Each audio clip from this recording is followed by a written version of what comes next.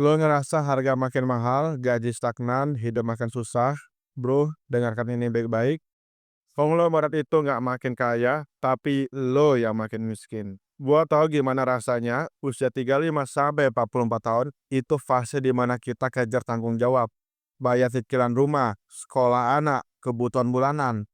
Tapi lo perhatiin deh, dulu beli 100.000 dapat satu kantong penuh. Sekarang, setengah pun nggak nyampe. Lo kerja lebih keras, tapi duit kerasa makin kecil. Jadi siapa yang salah? Kita, sistem, atau yang di atas? Gini, menurut data Oxfam, 1% orang terkaya di dunia menguasai lebih dari 50% kekayaan global. Tapi tahu nggak? Mereka nggak bertambah kaya karena kerja lebih keras. Mereka kaya karena kita bayar lebih mahal untuk hidup. Contoh, harga bahan pokok naik tapi gaji lo stagnan. Perusahaan besar dapat subsidi, kita malah kena pajak. Aplikasi gratis, lo pikir lo nggak bayar? Lo bayar pakai data dan waktu lo. Inflasi bikin nilai uang kita turun pelan-pelan, sementara harga barang yang dikuasai konglomerat naik terus. Mereka nggak perlu nambah kerja, cukup bikin sistem yang bikin lo tetap bergantung sama mereka.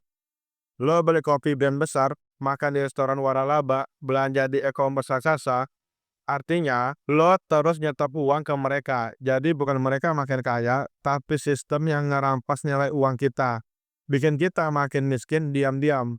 Kalau lo ngerasa hidup makin berat tapi gaji nggak ngikutin, lo nggak sendirian, tapi lo juga nggak bisa diem.